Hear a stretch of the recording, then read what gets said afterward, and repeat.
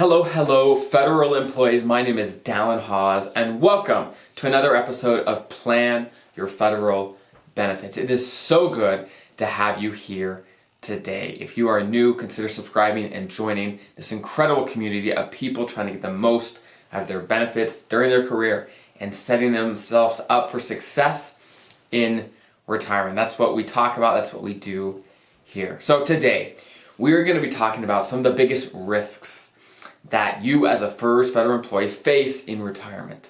Because as we approach retirement, we get pretty comfortable with the game. With, okay, we get a paycheck, we're saving the TSP, we know the game, we know how taxes work, we get it, right? We've had 20, 30 years to practice, to get used to how things work. And then we retire.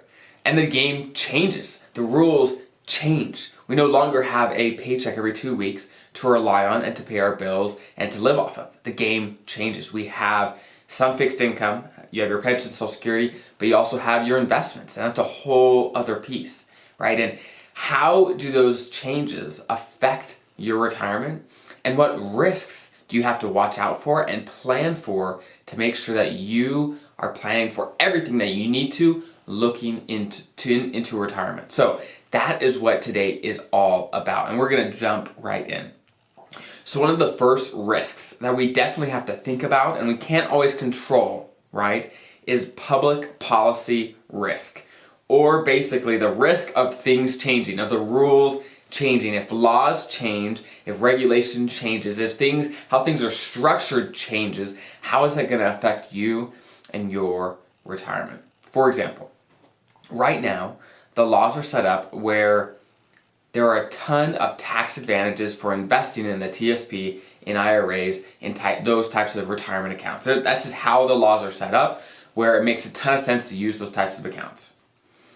But if the laws were to change, if things were to change, which they have, and they probably will in the future, right? I'm not saying it'll get worse. I'm just saying things will probably change. The best strategies are going to change, right? Things are going to change. And some potential areas where things definitely can change is taxes. Taxes can always go up. Social Security can change. Medicare can change. Medicaid can change. Tons of things can change. Even the fund, the G fund, the returns that the G fund can have can change. The government can control how much return that gives you. They have control. They set up the system. They can control it. And I'm not saying they're going to change things that make things terrible for federal retirees. I'm just saying things can change. And if we 100% completely rely on the fact that things are the way they are right now and there's no wiggle room, then we can be setting ourselves up for failure when things do change, because things do, and they will all the time. So that's the first one. Public policy risk. Does your financial plan, your retirement plan, have some wiggle room so if things do change, whether it's Social Security or taxes, are you going to be okay regardless? Next is order of return risk. Now, this one, some people haven't heard about it. Basically, when I say order of return, I'm saying, hey, over the last 100 years, the market has averaged 10% of growth every year, right? But that doesn't mean that every single year the market has returned exactly 10%, right? For maybe 10 years in a row, it may be negative 5%, right? And then for 10 years in a row, it might be positive 15%, right? And then over time, it averages out. The problem is, as a retiree, you're taking money out of your investments every year. And so when the market goes up and when the market comes down, actually makes a dramatic difference in retirement. In your career, when you're not touching that money, it really doesn't matter when it happens because you're going to be invested during the whole time. The thing is, for you as a retiree, you definitely want to make sure that you have, again, some wiggle room, but some strategies to deal with, okay, if I retire and the market goes down for the next 5, 10 years, do I have the resources and the strategy to make sure that my retirement plan still works? For example, let's do an example. And this will be super, super simple, and so I won't have to write it out. I'll just kind of talk through it. So, let's say you have $100 and the market goes up by 10%. Okay, so now you're sitting at $110.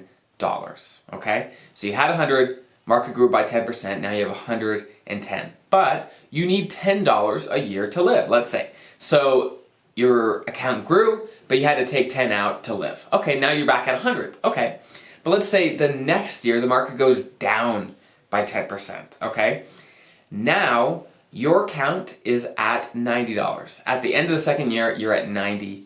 Okay, that's the deal. But now let's switch one little thing. Instead of the market going up the first year, let's say it goes down the first year and then up the second year. So for both examples, the average return is exactly the same. You're going to take out exactly the same amount of money. The only difference is when the market went up and when it went down. Okay, so basically, you start with $100. Let's say the market goes down by 10%. You're at $90. Okay, you need $10 to live. Now you're at $80. The market goes up by 10%. You are now at $88. So basically, when the market went up first, you ended up with $90. When the market went down first, you ended up with $88. So there's a $2 difference when the only thing that we changed was when the market went up and when the market went down. And you might say, hey, $2, what's the big deal, right? That's nothing. Well, the big deal happens over time when it compounds and when the amounts get much, much larger than $1. That $2 may be 20,000, 200,000, right? The amounts get much, much larger over time as these compound over time.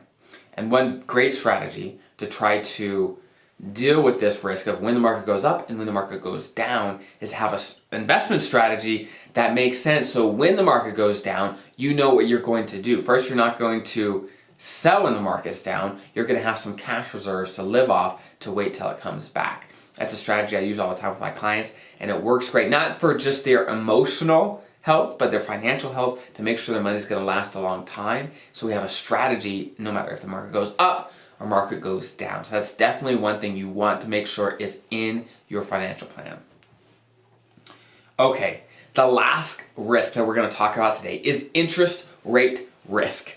We all love getting a super, super low interest rate on our mortgages. We love it. It's awesome, right? But having low interest rates have some other ramifications that aren't always the best for federal retirees or retirees in general. One example is the G fund. When interest rates are very, very low, well, the G fund is going to return very, very low returns. Over the last 5 years, it's averaged 1%, 2%, so barely has grown compared to inflation. It's probably about what inflation has done during that time as well. And for retirees, they rely more heavily on bonds, or the G fund or the F fund, bond types of funds that are more conservative. And when interest rates are down, these funds, these types of investments don't grow very much over time, right?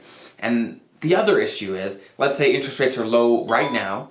Well, once interest rates start to rise, the current bonds out in the market actually lose value because new bonds are issued at these higher interest rates. And this got pretty complicated very quickly, but that's in a nutshell how it works. Is when interest rates start to rise, the bonds that are already out in the market lose value because new bonds are issued and they're more valuable because the interest rates are higher on them. Long story short, you want to watch out for this, right? As things change, the strategies, the things that make sense for you are going to change. And so I'm always very careful to tell clients that when we make a plan for them, I say, hey, a financial plan is not a document cut into stone. Things change all the time, month to month, year to year. And it doesn't mean you have to change every aspect of your financial plan all the time. It just means that you have to be flexible. You have to be flexible enough to say, hey, this is how it is right now, but this may change. My desires may change. My financial situation may change. The market may change. Social Security might change. All these things might change. Interest rates might change. And is my financial plan sturdy enough, flexible enough to withstand any of these changes, positive or negative? What am I going to do? right? The worst thing is have to come back to work. We don't want that. We want to retire with a plan that makes sense in good times and bad times, and so that you can stay retired, that you can have the retirement that you want. That is the goal of a great retirement plan. So next time I'm actually going to talk about some more risks that you definitely want to think about in retirement, but today I think that is great. There's 3 that we talked about, and that I'm sure is plenty to think about for now. So I hope you guys have a great New Year's Eve, great New Year's if you're listening to this very, very soon after it is published. And you guys have a great rest of your day, and I'll see you next time.